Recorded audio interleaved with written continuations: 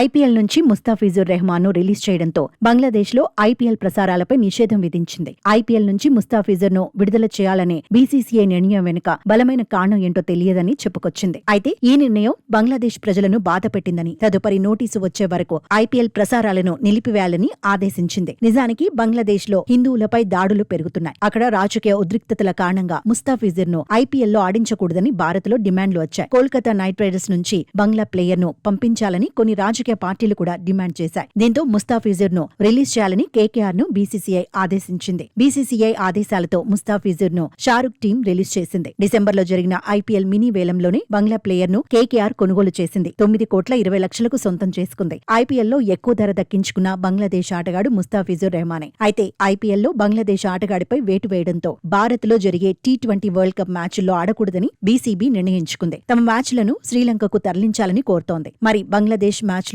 శ్రీలంకకు shift చేస్తారా? అసలు ICC ఎలాంటి నిర్ణయం తీసుకుంటుందనేది ఆసక్తి రేపుతోంది.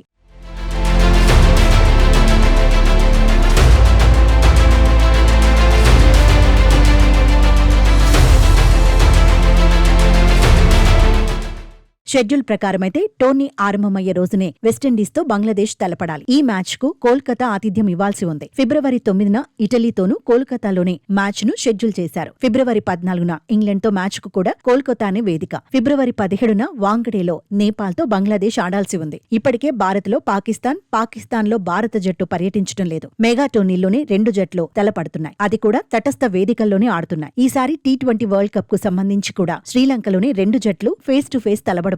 ఇప్పుడు బంగ్లాదేశ్ తోనూ అలాంటి పరిస్థితే వస్తుందా అనే చర్చ జరుగుతోంది. ఇక కొన్నేళ్లుగా ఐపీఎల్ లో పాకిస్తాన్ ప్లేయర్లు ఆడేందుకు అనుమతి లేదు. అయితే వచ్చే ఐపీఎల్ కోసం బంగ్లాదేశ్ నుంచి కూడా ఒకే ఒక్క ప్లేయరే వేలంలో అమ్ముడయ్యాడు. ముస్తాఫిజుర్ రెహమాన్ ను మాత్రమే కేకేఆర్ కొనుగోలు చేసింది. కానీ ఇప్పుడు బీసీసీఐ ఆదేశాలతో టోర్నీ నుంచి ముస్తాఫిజుర్ అవుట్ అయిపోయాడు. 2016 నుంచి 2025 వరకు ఐపీఎల్ లో ప్రతి సీజన్ లోనూ ముస్తాఫిజుర్ బరిలో దిగాడు. గతంలోనూ కొందరు బంగ్లాదేశ్ ఆటగాళ్లు ఐపీఎల్ లో ఆడారు. కేకేఆర్ ఎస్ఆర్హెచ్ తరపున షకీబుల్ హసన్ బరిలో దిగాడు. ఆర్సీబీ తరపున అబ్దుర్ రజాక్, ముంబై ఇండియన్స్ తరపున మొహమ్మద్ అష్రఫుల్, కేకేఆర్ తరపున ముష్రఫే మోర్తాజా, పూణే వారియర్స్ తరపున తమీమ్ ఇక్బాల్, కేకేఆర్ తరపున లిట్టన్ దాస్ బరిలో దిగారు.